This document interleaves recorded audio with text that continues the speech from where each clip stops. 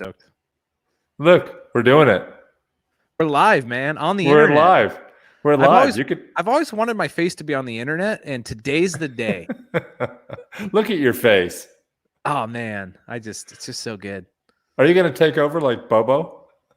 Oh, take over the interview? Let me start asking you questions, man. That's what he did. He was awesome. Oh, wait. I gotta post this on Instagram. Is that what the cool kids do? Wait for it. Okay. All right, everybody. I'm live right now with this guy, Matt from Shut Up and Ride. Get on his channel, and then you get to see this guy. What a clown! All right, good. Let me at least do my intro. Sorry, Matt. And then you could wreck everything. Perfect. All right, welcome to the Shut Up and Ride podcast, where yes, everyone in here gets to interview Josh from the Daily Mountain Bike Rider. There he is, live and in person, and super late for an old person like me. Start thinking of questions for him. So we interview mountain bikers, free riders, generally cool people. And once again, Josh fits that entire bill. So if you want to ask a question, I'm starting to discover, don't ask now, wait till the third part of this thing goes. Now, here's my dealio. I'm an old person. I have the attention span of a goldfish, and these only go about 30 minutes, and that's about all I can do anyway. So there's 4 different sets of questions.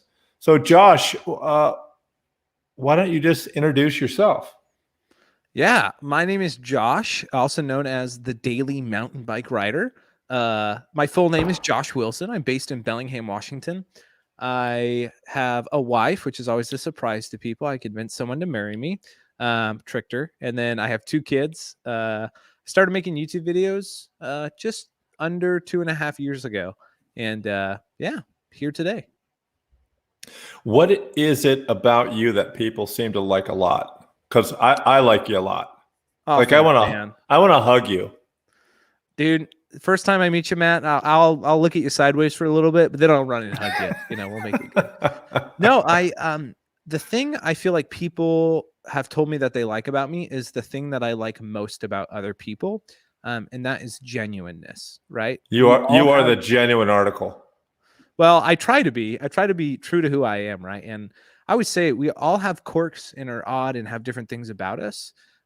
But the worst thing we can do is lie to ourselves and to others, right? So like, just be who you are. And so for me, like, I'm who I am to my core. Like, I don't lie. I don't tell white lies. I just tell the truth, sometimes abrasively, and people are down with that. We're going to talk about that. Oh, good. We're going to get into that. But before we start, let me talk about one thing. And on YouTube, knowing a little something, learning a lot from Josh and stealing a lot from Josh and learning to be in front of the camera, which I don't like, and I'm not natural like Josh is. But keep in mind, in the description is Josh's channel. Well worth the subscribe, the Patreon, the Instagram. And once again, I say this a million times, I can't stand when someone posts too much. I hate that. And Josh's it's right down the middle, always good, never really the same. I don't post enough, man. That's the truth. You're good. You're really good. So check that out in my description, and that's going to be there the whole time. And once again, if you have questions for Josh, I'm going to ask him all these questions, whatever you want to ask him. I talked to him a minute ago, and think them up when we get there. So Josh, I'm going to get to my first section. Tell me about the bikes that you own now.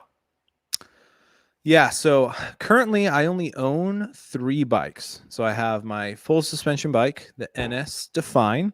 I'm sponsored by NS Bikes, which is awesome. And that's kind of a 2-for-1 bike. Right now I have it set up as what's called the Define 130. And so that's 130 millimeters of travel in the rear. I have it set up with 150 up front. And then when the sun comes out and I feel like heading to Whistler or going down trails I have no right to be on, I throw on a 155 millimeter rear shock and bump my travel, on the front up to 160 millimeters. So that's my first bike. It's kind of 2-in-1.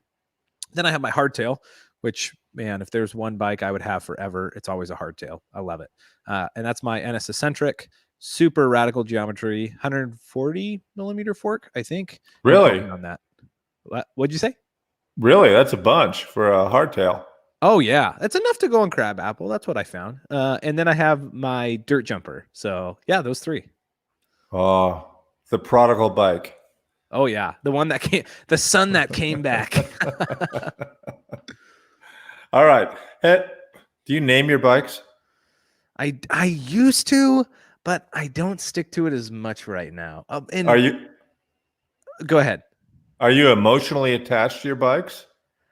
No, I am the least emotionally attached to my bikes of any person you've probably ever met. I'm going to disagree on that a little bit because I watched that whole saga of when your bike was stolen. Mm. But There were there, if you would have talked to the guy who got it stolen, he would say Josh is super understanding. And I was so stoked, Matt, because it was like revenge. It was like, finally, somewhere in this world, sweet revenge is going to take place, and I get to display it on the internet, which a lot of people said was dumb. Because if somebody comes in my garage and shoots me, we'll know who it is. But besides that, it was great. that would be bad. Yeah. Have you ever regretted selling a mountain bike? Never once. Really? Okay. Okay. Yes, kind of. The only bike I've ever ridden that I continually think about, right? It's like a big no. It's kind of bikes are like relationships, right? Whoever you're with, all right? You don't want to be thinking about past relationships, but then every now and then you're like, "Oh man, I wonder what life would be like with that bike." And my Evil Reckoning was one of my favorite bikes hands down. Okay. Yeah. That's quite an analogy right there. And it Hey, gets I'm me just thinking. saying. I'm just saying. No, it just gets me thinking about some of my past relationships and the psychotic, With bikes, only bikes. yes, the psychotic, crazy bikes that I've owned. Josh, are 26-inch wheels dead? Sir, And, I will and, take you. and I'm sorry to interrupt you. Knowing a lot about your channel, is 26-inch and 27 and a half dead? Matt, you took the words out of my mouth. I was about to say, I'll take your dish and I'll serve you up twice as much. 27.5 and 26 are DED, dead as could be. And I know I spelled it correctly. Unless it's 27.5 plus, like it's all 29er, man. I knew that was going to happen. Let me ask you this. Are you a gearhead? I kind of. I am. I'm very knowledgeable about gear, but I don't get stuck in the details on gear. What was your first mountain bike? My first mountain bike was it was my dad's. My dad had a Specialized rock hopper that was red. And it was That's like solid. What'd you say? That's solid. Yeah, but it was like that was like a cool bike, but then my dad like had knee surgery. He tore his ACL. So he got like a blue Trek. I think it was like a 4800, and it had a coil shock or coil fork, I should say, disc brakes. And my dad's like, "Isn't this bike really cool?" I'm like, "Yeah." So I rode that for a while. The first bike that was mine was a Scott Spark, which is a cross country bike, which is just a shame for me to say, but that was my first bike that was mine. A Scott Spark. Somewhere a Paul the Punter is smiling right now. No, we're not going to acknowledge Paul's sponsorship. Okay, we can't do that here. I will leave. You said what's off limits? Acknowledging Paul's sponsorships. All right, you have a mountain bike company, your own. Okay, yeah. What do you call it? Yeah, this is a tough question. I was like, the Daily Mountain Bike Company. I was like, DMC, and then I thought Run DMC. I'm like, I can't do that. I can't do that. So I would call it Catman Bikes. One word?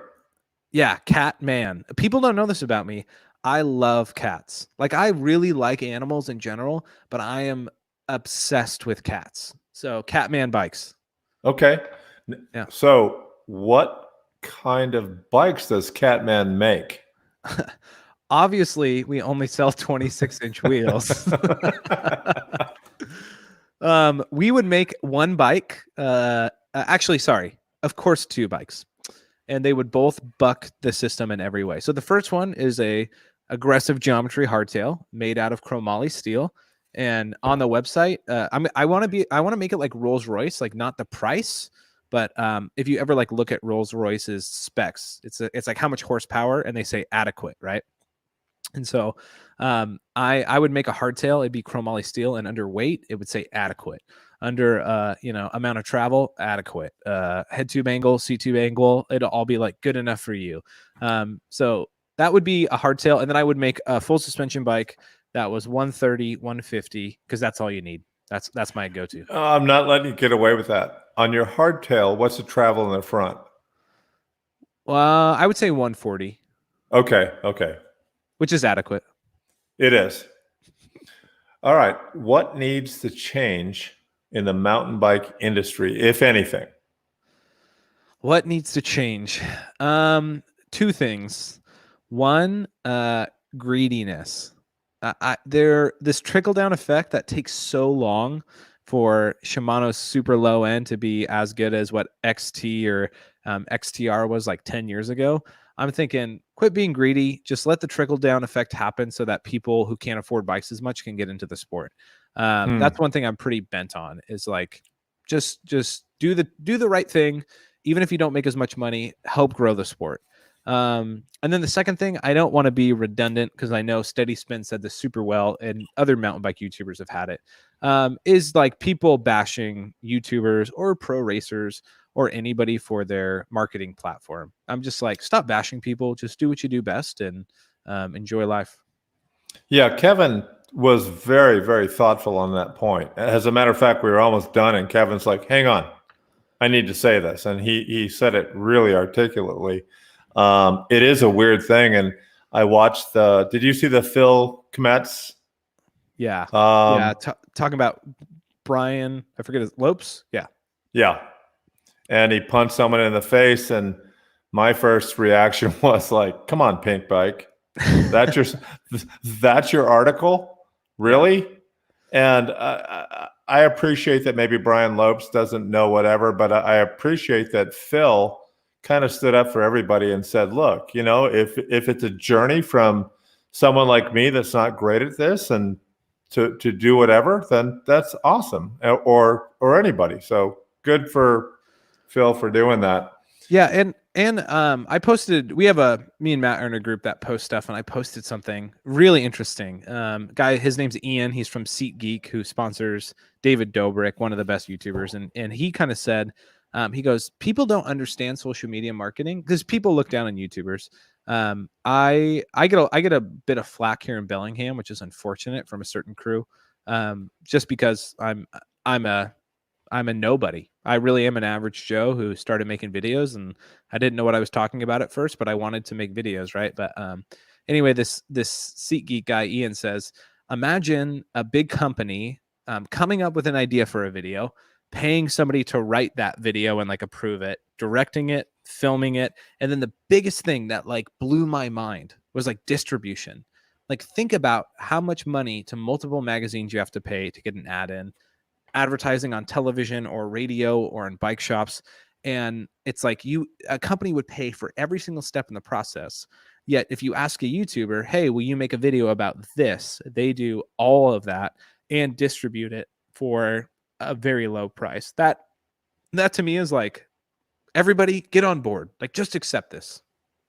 Yeah, I can't agree more. I say the same thing, but not as eloquently. But I always say the same thing. It's like, look, if you're Dirt Rag Magazine, oh, I'm sorry, that's right, you're out of business now, and your PNW droppers or handlebars. What do you do? What's the photography?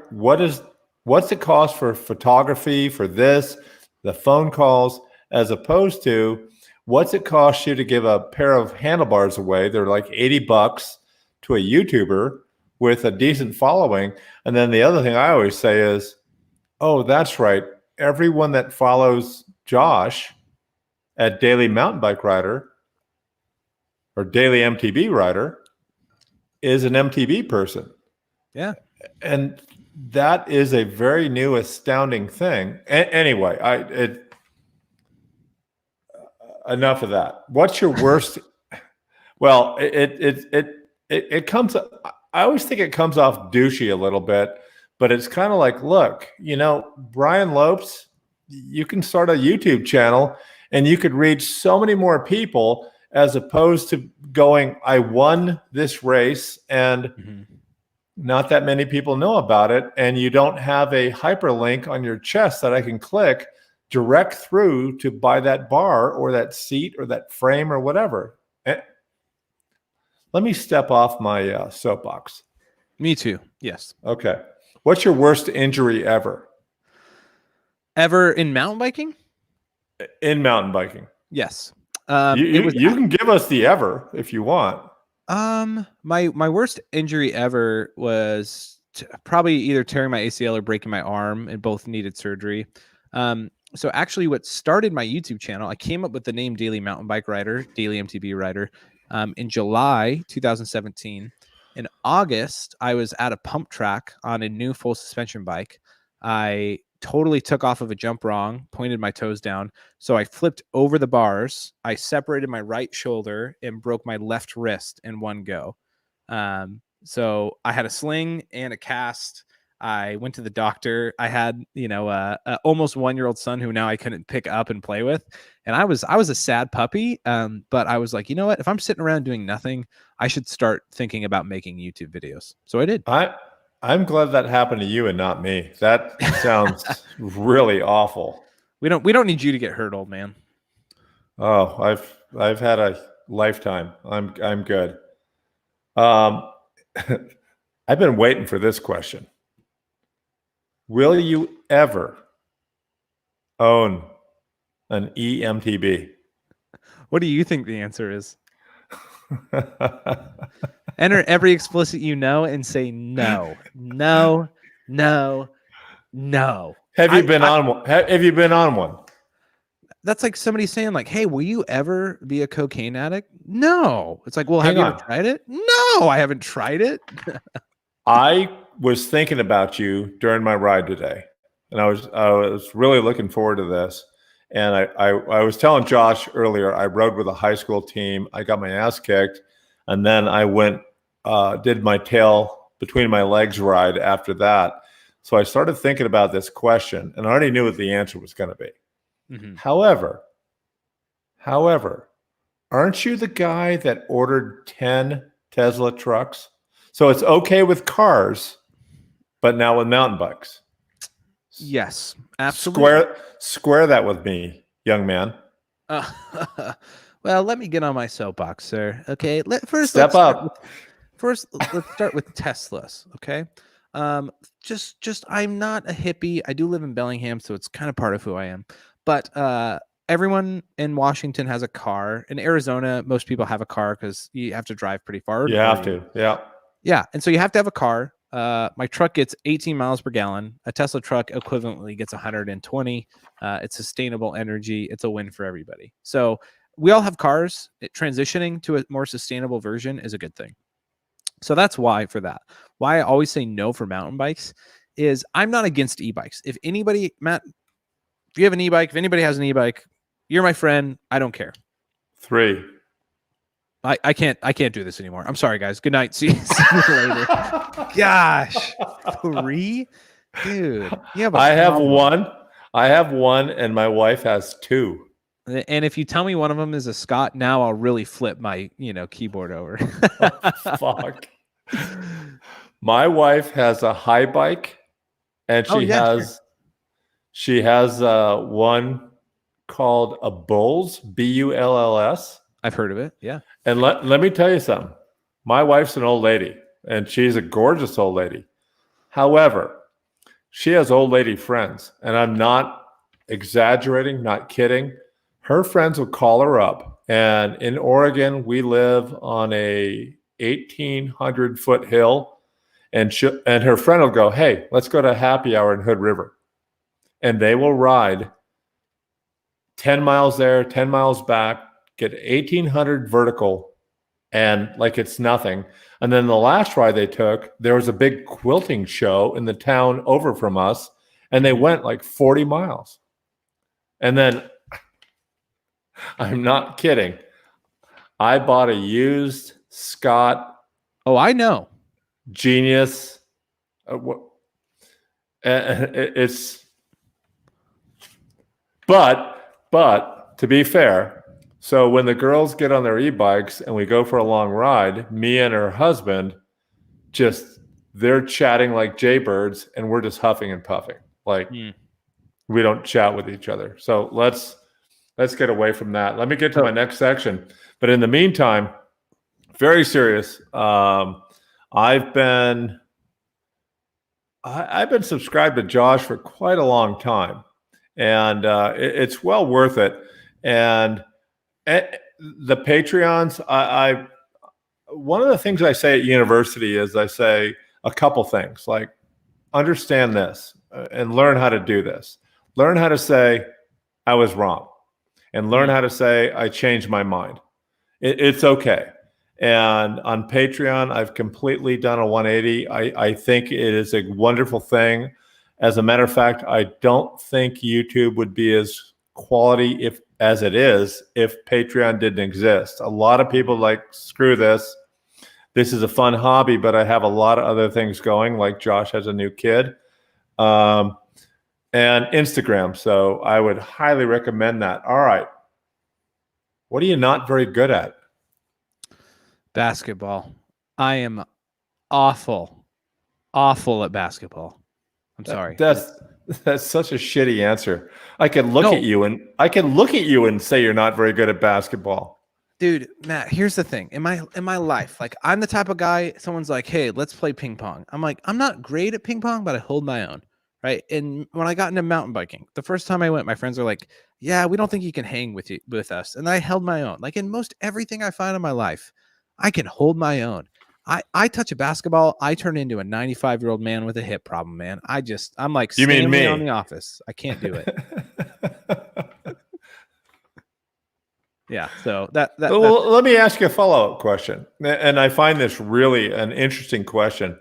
My brother was a really highly ranked mogul skier.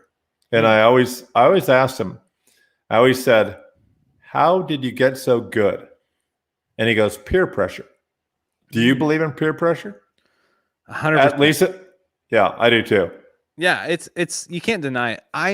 I'm the type of person, I know my limits, and so I like people to push me within my limits. But nowadays with like mountain biking, peer pressure, I don't need it. It doesn't work with me. I just peer pressure other people. Like me and Steady Spin would be best buddies because we would just make fun of everybody and push them to their limits.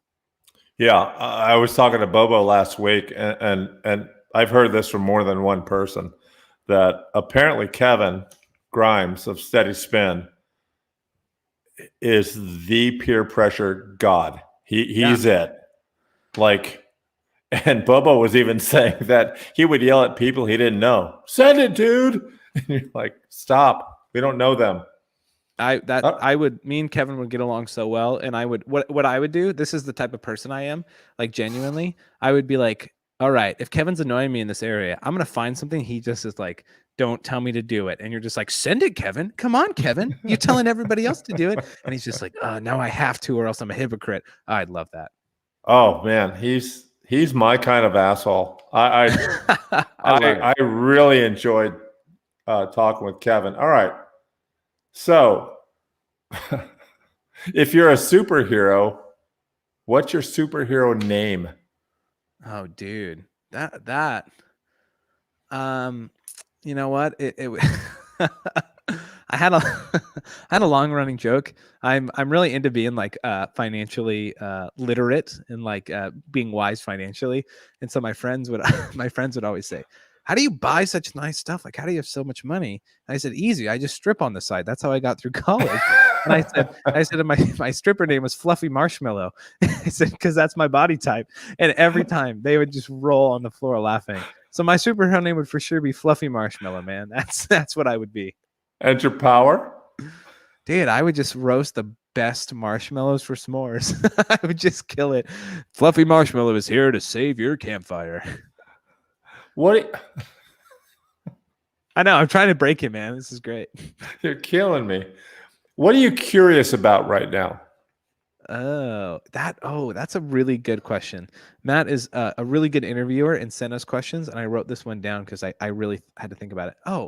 I am super curious how much money, and this goes back to the other topic we had, how much money marketing through YouTube brings a mountain bike company compared to a pro athlete, print marketing, pink bike ads, everything else.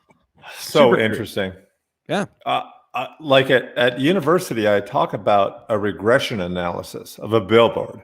If you have a billboard on the side of the freeway, you're like $3,000 a month, 36 grand a year, and you have no idea. Is it effective? And you can't do it. But I'm so trying to get my department to research that kind of stuff and say, hey, look, you're going to find out that I'm trying to think of a big YouTuber I watch. I watch a lot of airplane stuff, but you're going to find out you have click-through rate. You don't just have how many people watch this person like Josh, but how many FSA products Josh sold. Like, that's a big deal. So that's a great answer. Yeah. What have you failed at? Ooh, another really good question. Once again, looking at my notes, so I answered this appropriately. I said, what have I failed at? I tried to build. I'm not. No double negatives. I'm decently handy, but I'm not like Seth. Like I can't go build a super elaborate garage and ramp and stuff. I tried to build a lawn shed about a year ago to hold my lawnmower and a couple other things. And I tried to do it on the cheap because I'm extremely cheap, and I failed miserably. I used particle board on the bottom. That's basically rotted through. Even though I put it on like cement blocks, I failed. So yeah, that's one thing I totally fail at. Yeah. That's awful. And All right. the other thing I fail at all the time, saying no. I'm terrible at saying no. I just love people too much. I just want to say yes. Well, that's your occupation. I mean, Yeah. you serve people, you serve God, and that's unbelievably admirable. Mm-hmm. Tell me something. I love this question. Tell me something that you think is true that almost nobody else agrees with you on. Yeah. This is like, you can really tell. I feel like as I thought about this question more, and I even right before I was still thinking about it, I was like, you can really tell a lot about somebody from this answer. I think the pursuit of happiness does not actually make you happy. The actual pursuit itself. Mm-hmm. So And you think that's wasted time? I think a lot of time it is. And here's my reasoning is I've heard a lot of people say, they'll say, hey, it's not gaining wealth. It's not gaining success. That's the end all be all. It's the process of it. And where I push back on people, have you heard something similar to that, Matt, or am I alone in this? No, I have. I have very much so. And where I push back is like, okay, if the end all be all, if the goal of the effort and the progress in the process is not worth it, then is the process of it really worth it? Or is there something better to spend your time with? And every time I ask people that, it really gets them to think, right? Like, okay, if I want to be the best mountain biker, practicing regularly, spending time training, getting to know other people. They're like, that's what brings you happiness. It's not the podium. It's the process. And I would push back and say, if the podium isn't really bring you the complete happiness, but the pursuit of it does, then are you wasting your entire time? No, it's not my interview. It's not my answer. But I've been watching a lot of research about dopamine, and one of the things that people think about dopamine is once you get to that goal, like you're talking about, that's when you get dopamine. But what they found out was I was watching this or reading this ridiculously stupid thing, but it talked about monkeys getting dopamine. And they didn't make them just bang on a lever to get food. Yeah. They made them learn to get it, to bang on the lever 10 times. And then they got food. And what it showed was the dopamine wasn't when they got food, it was when they learned to do it. And so it kind of goes with what you're saying, like the goal, the dopamine, it's not what you think it is. And dopamine, maybe you can say is happiness, but I'm going off the rails. All right, let me go to the next thing. This is where you guys start asking questions. But in the meantime, seriously, subscribing to Josh is well worth it. Whether you're a mountain biker or not, I think. He has a great YouTube presence. The Patreon, I can't tell you how much that does make a big difference in YouTube. It wouldn't be what we think it is. And his IG is pretty cool too. So let me see if I can, I'm my own director, if I can start getting some of these. No, it's fine. Take your time, man. This is my interview, and I enjoy it. Thank you. Everett Benjamin, do you have any advice for editing? Oh, like editing on YouTube? Editing, yeah. Yeah, my biggest advice is like it sucks. That's like it's just not fun. It's a new skill. My biggest advice, I know it's cheesy, but it's look on YouTube. Like YouTube, like tips and tricks to get better at editing. You'll guarantee you'll find it, because that's what people do for mountain biking. The goofiest thing is people ask me every now and then, like, why don't you get somebody? Like, because it wouldn't be me anymore. Yeah, and like it wouldn't be you. You'd have to train somebody how to think and edit in the way that you do, and the amount of time you'd have to pay for that. Is it worth it? The bigger you are, it might be, but it's still difficult. Yeah. Matt Whitley, what's your favorite craft beer? Ooh, most people don't know. I'm not a huge drinker. I'm not a guy who parties a lot. That's not my jam. I love IPAs. My dad likes beers. So anything hoppy, the hoppier, the better. Really? Mm-hmm. Gross. I just can't do it. Bundy SS Rider says, what do you geek out about most? Frame, geometry, suspension, or drive chain? The answer, great question, Bundy. The answer is actually none of the above. What I geek out about the most, I'm so cheap. Like, people don't realize I'm so cheap, is how nice of a bike you can get at the lowest price. So if you were to ask me, like on a ride, hey Josh, I have $1,600. What full suspension bike should I buy? Or I have $2,000. I will have a list of 3. I'd say go buy these right now. Here's my friend Ken. You know Ken. Oh, yeah. So Ken, my colleague at the university, why do you do YouTube? Fabulous question. I started YouTube for one reason. I really enjoyed people, and I really enjoyed mountain biking, and I didn't know a lot of people that wanted to go mountain biking with me, and I wanted to help people love mountain biking as much as I did.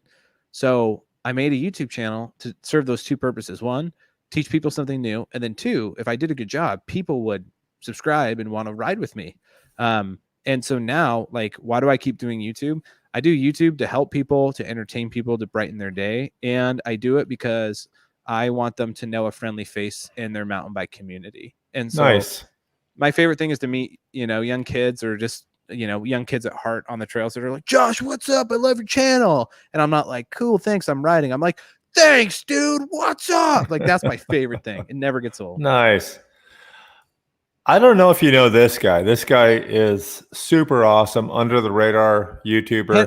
Henry, right? You know Henry. Yeah. I hope you get to talk to Henry at Sedona. Henry is awesome. And Henry is doing this for one reason and one reason alone. He helps veterans with PTSD. So hopefully, and I'll even say this to people out there, you need to subscribe to Henry. Henry's doing great work. What's the next upgrade on your little shuttle truck? So first off, Henry, it's the year 2020, and that is extremely offensive. Okay, to call my truck little, how dare you, man? Henry's a big dude. Dude, Henry, come on, dude. And people are like, hey, what's that go-kart, or is that a lawnmower, or is that a, and I just say, how dare you? It's a truck. Anyway, on my mini truck, as I properly call it, shuttle, because that's what they call it in Japan. My next upgrade, I broke the muffler, so I need to replace that, but I would love to paint the thing. My wife is trying to get me to sell it. I told her I need to make like 3 more videos before I do. And my hope is that like those will do super well. And I'll be like, honey, I can't sell it now. It makes us all this money. So we'll see.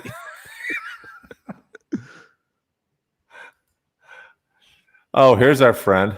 Have you heard of this guy? No, I never heard of him before. I haven't either. The one cur. I heard he's an asshole, but he's but he's going to be on this show pretty soon. That should be good. Now that your channel's doing well, I don't know if he's talking about me or you.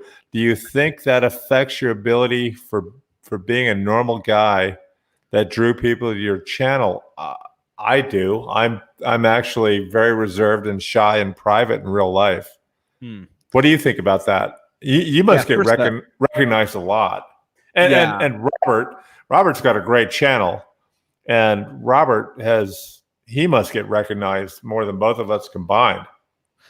Robert's fans are super loyal, because Robert, by the way, if you don't know, biker Robert B1, he's one of my favorite. Wait a minute. You want to say it together? Ready? What's up, YouTube? Oh. I thought you were going to say, it only takes a bike to be a biker. Get out there and be one. Yeah. But what's up, YouTube? Good. Anyway, Robert, great question. Great friend. And this is a question I really struggle with. And to be really honest, my biggest fear of taking on sponsors, like I said, I have 2 sponsors, was it would make me not as relatable. It would make me not as understanding of, understanding the value of $1, right? Understanding the value of a $5,000 mountain bike. And once again, being really honest and open, like I added up I'm getting 6 new bikes this year, which is pretty exciting. Good Lord. I know. I added up all the parts and stuff I'm gonna have to buy, and I was like, oh gosh, like I budgeted, I'm gonna spend like, $6,000, and I was like, gosh, that's a lot of money. And then I went, no, it's not though, because my full suspension bike is worth over $6,000, and I'm gonna have 9 bikes for this price. And I like wince at that price, but then in reality, it's like that's like the luckiest thing ever, right?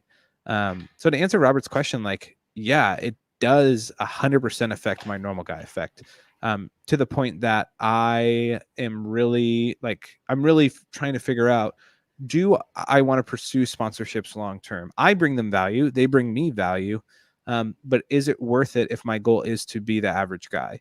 So I'm wrestling with that. So that's a really good question. It is. All right, 2 more. Let's get out of here. I don't know if you know this guy. This guy this is a Kiwi. Oh yeah. You know Dale. Yeah, Christchurch in New Zealand, which is a city, right? Christchurch. Yeah. Yeah, I've been there. I have the tattoo. Want to see it? Really? Yeah. I do. Oh, right there. Dang. Hang on. So Matt, I know this is your interview, but it's mine too. Why the tattoo there?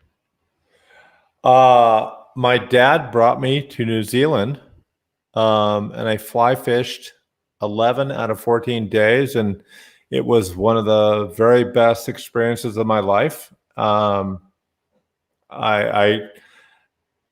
always say there's a few places. I interviewed at the University of, it was in Christchurch. I can't remember what its name was, but I would move there. Yeah. New Zealand is all that and a bag of donuts. Absolutely. It was unbelievable. And so I've been following Dale for a while. And so Dale's got a nice little channel, and he wants to know, do you still love hardtails? Oh, dude. That's like, I don't know. That's like asking me if I still like cookies, man, to the day I die. I was just telling somebody the other day, I like hardtails to me are that normal guy personality. Like I can Well never said. get like I can never get away from that. Like a hardtail is the first bike that everybody has. People respect hardtails because anybody who's ridden a full suspension for a long time, when they get back on one, they're like, I thought this was easy. I thought this would be normal, but it's not. So for me, I love the challenge. I love the relatability. And there is nothing better. Matt, just write this down. There is nothing better in the world. Yeah, thank you. Get the pen. Then then showing up at the top of a trail. You know seeing I some- can't write. Oh yeah, that's right. That's right. You're dyslexic. Anyway, showing up at the top of a trail, seeing somebody with like an $8,000 Yeti. That's right. I'm calling you out with the hat and saying, "Hey, do you mind if I drop in first?" And then they look at you just with like a look of like, you really think you can go as fast as me? And I would do this all the time with my rally Tokol, and then my Diamondback sinker. Is like people just would like look me up and down. I wear the dumbest stuff when I mountain bike. Like I wear pineapple t-shirts and Hawaiian shirts that are too big. Like I don't care. And people just look me up and down and they're like, if you want to, and then I just go, see if you can catch up. And then I just take off. And at the bottom of the trail, people are like, oh, they say are sort of explicit, but they're just like, I'm calling you out. I'm calling you out. You're full of shit because I watched you in the EWS and you did really well. Oh yeah, sure. But Yeah. I love surprising people, right? Like that's what I love. And No, so, well, you did, but I had to pick. That's number one. All right. Last three questions. I know I've kept you overboard, and so thank you very much. I talk for hours, man. This is great. Yeah, we're going to go offline, and Josh and I are going to keep chatting. All right. What's your favorite word? Gosh, what's my favorite word? You've had these questions for months at this point.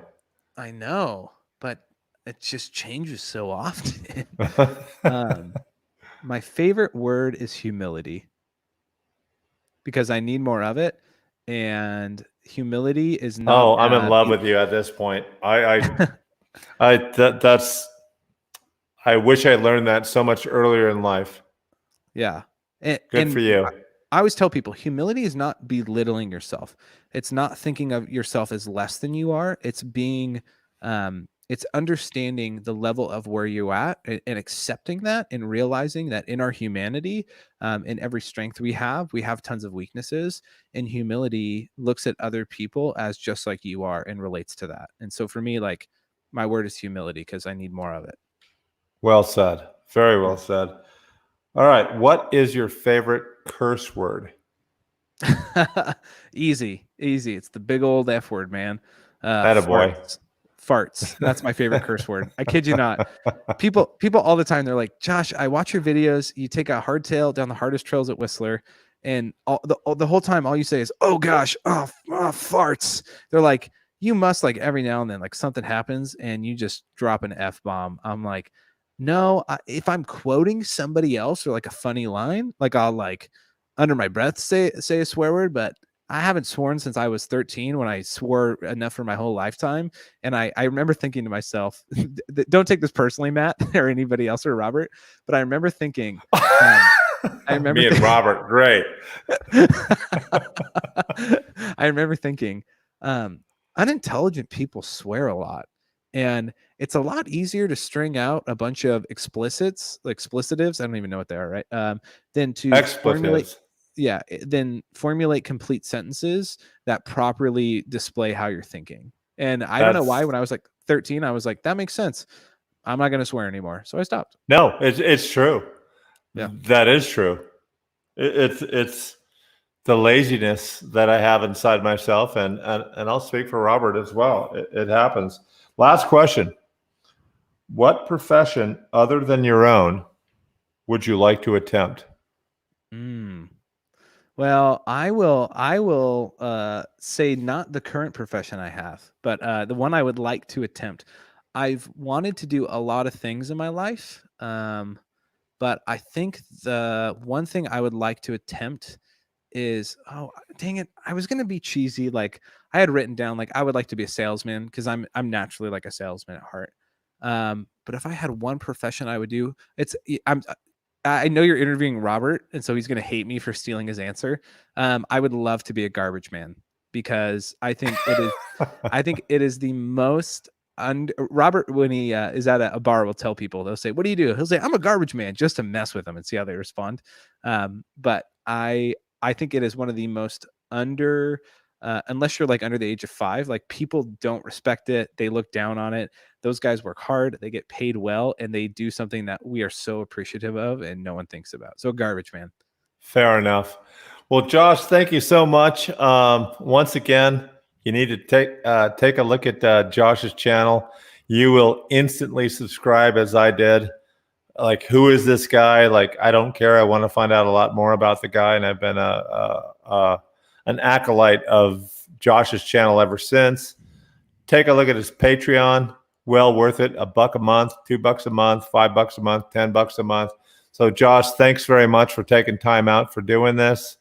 And I'll see you guys. I think the next person is, I think it's Joseph from Trail Features. Oh yeah, I'm going to be with him in Sedona next week. I'm stoked. I wish I could be there with you. I know. Anyway, thanks so much, Josh. I appreciate it a bunch. Thank you, sir.